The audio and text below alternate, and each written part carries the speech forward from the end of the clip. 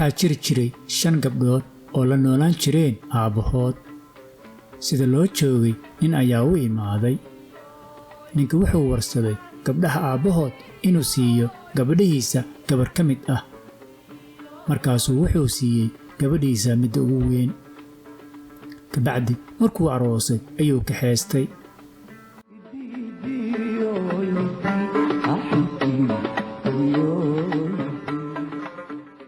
xabaar markay socdeen intuu qorigii ismariyey ayuu cunin gabadhii weyneed. ilaa ninku wuxuu ahaa qorismaris waraawadadow ah. markaasuu soo laabtay isagoo odhanaya, adeer, xaaskaygu way ig jiran tahay, gabar kale ayaan rabaa oo ii shaqaysa inta naagtayda iga caafimaadayso.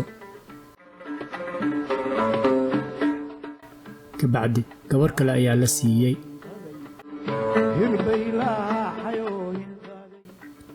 haddana intay jidka ku jireen ayuu gabadhii kale cunay.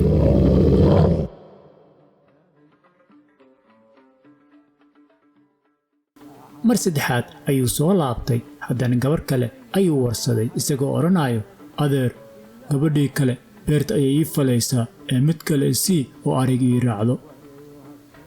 haddana mid kale ayaa la siiyey.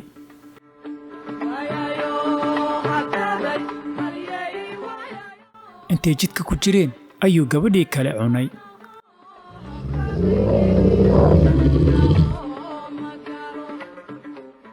mar afraad ayuu soo laabtay. haddana gabar kale ayuu warsaday isagoo odhanayo, adeer, gabadhii kale way iga jiratay ee mid kale sii oo dharka ii dhaqdo. haddana mid kale ayaa la siiyey.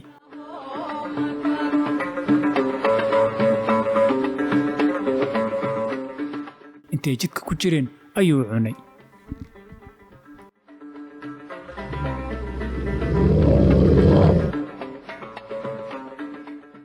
kabacdi wuxuu soo doontay gabadhii ugu yareed ee la odhan jiray Faaduma.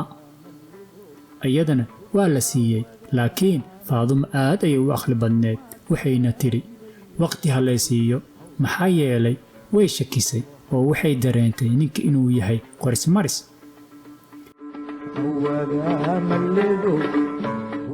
isla markiiba waxay diyaarsatay alaab.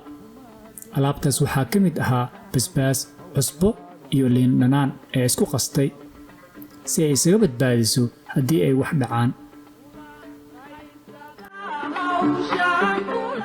maalintii labaad ayay safarkii bilaabeen iyagoo raacay geel.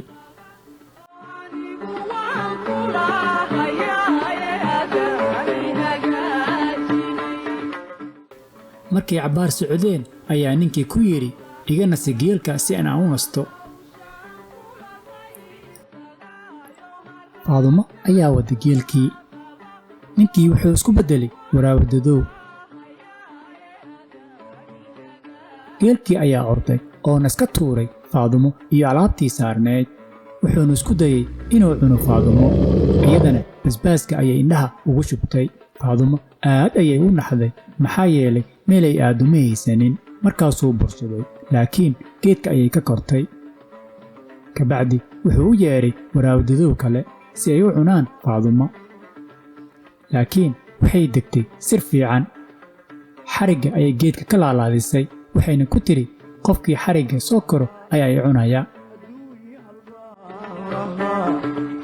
markay soo koreenba xarigga ayay u jartay. waxayna ku dhaceen ceelka. laakiin weli ma soo degi karto maxaa yeelay dadcunka dhiiggiisa ayaa ku haray hareeraha ceelka oo hadday taabato way dhimanaysaa. shimbir ayaa u timid oo baalala.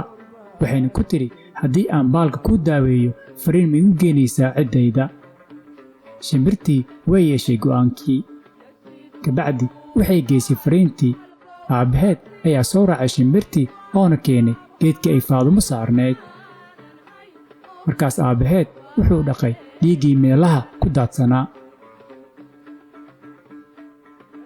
sidaasna Faadumo ku soo degtay. laakiin Faadumo farteeda ayaa go'day maxaa yeelay dhiigga yar ee meesha ku haray ayay taabatay. sidaasaa dadka ugu waceen Faadumo Farayla.